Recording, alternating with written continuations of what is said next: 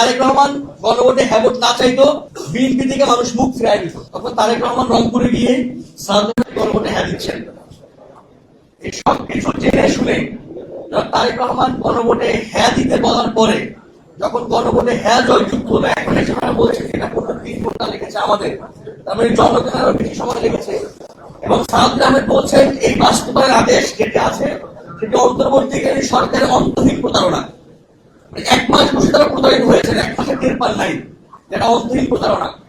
1 মাসের টের পান নাই এবং তারা আবার না পেয়ে প্রতারিত হয়ে 1 মাস পরে আবার গণভোটে হ্যাঁ ভোট চাইছেন, এখন এসে বলছে এটা প্রতারণা। তার মানে এইটা অন্তর্বর্তীকালীন সরকারের প্রতারণা নয়, এটা বিএনপির মিথ্যা। বিএনপি শুধুমাত্র ক্ষমতায় যাবার জন্য, মেজরিটি পাওয়ার জন্য, ভোটে জেতার জন্য গণভোটে হ্যাঁ পক্ষ নিয়েছেন। এটা মিথ্যার আশ্রয় নিয়ে বিএনপি সরকার এসছে, বিএনপি ক্ষমতায় এসে মেজরিটি পেয়েছে। 2/3 মেজরিটির কথা শোনা যায়, 213 আসনের কথা শোনা যায়। এই 213 আসন এসছে মিথ্যার বলে। যদি তারেক রহমান গণভোটে হ্যাঁ ভোট না চাইতো, বিএনপি থেকে মানুষ মুখ ফিরাই দিত। শুধুমাত্র মানুষের ভোট পাওয়ার জন্য মানুষকে মিথ্যা বলে, মানুষকে প্রতারিত করে বিএনপি ক্ষমতায় এসছে।